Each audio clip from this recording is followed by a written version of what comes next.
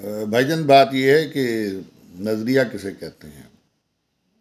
جب آپ اصولوں کے مطابق زندگی گزارنا شروع کر دیں تو نظریہ بنتا ہے۔ انگریزی میں اس کو آئیڈیالوجی کہتے ہیں۔ قرآنک پرنسپلز مسلمانوں کے جو ہیں وہ آئیڈیالوجی دیتے ہیں۔ عمران خان کا جو نظریہ ہے یہ اس کا اپنا گھڑا ہوا نظریہ نہیں ہے، بلکہ یہ اسلامک نظریہ ہے۔ اور یاد رکھنے کی بات ہے،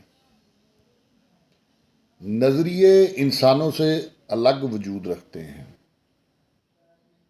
سچے نظریات کبھی مرتے نہیں ہیں، یہ ازل سے موجود ہیں۔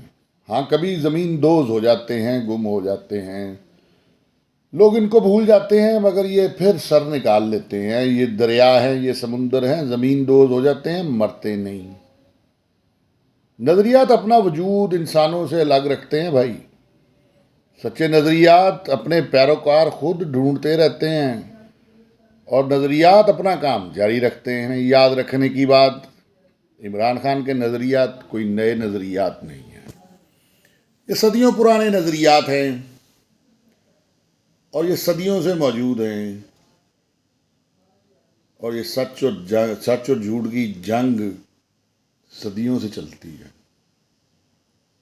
انسان کے پاس نہ اپنی پیدائش کو کنٹرول کرنے کی طاقت ہے، نہ موت کی طاقت ہے۔ اگر بیماری چمٹ جائے تو پھر بھی کوئی طاقت نہیں۔